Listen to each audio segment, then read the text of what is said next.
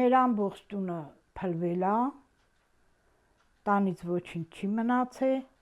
այդ ինչ էլ որ հանել ենք, կամ օրինակ սերվանդն եմ հանել, սերվանդի ոտերը չիլ է, գարձիրով չիլ է, մնացածը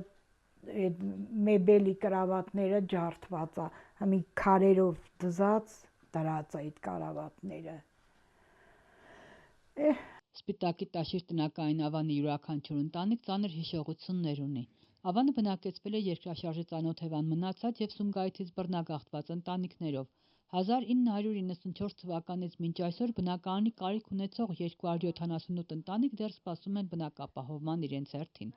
30 տարվա մեջ մի քանի 30 խոստում են լսել, բայց մինչ օրս մնացել են տնակում։ Հիմա էլ խոստացել են, թե 2026 թվականի մարտից տնականային Ավանի բնակիչներին բնակարանով կապահովեն կամ փոխհատուցում կհատկացնեն։ Հա, ամեն տարի էլ խոստումները տալիս են, դելա տենանք,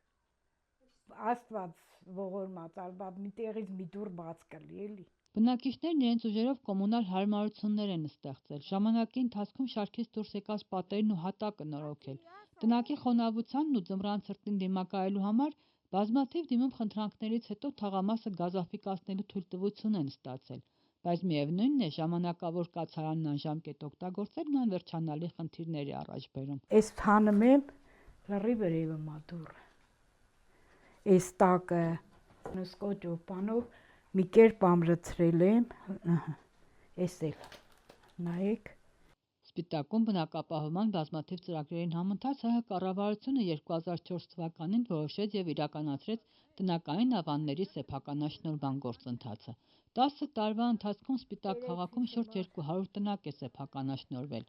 Սեփականաշնորհման գործընթացին զուգահեռ փոխվել է նաև Ավանի կարգավիճակը, ու թեև տնականային Ավանը վերանվանվել և դարձել է տաշիր թաղամաս, բայց դրանից խնդիրները չեն պակասել։ Փետի տունը։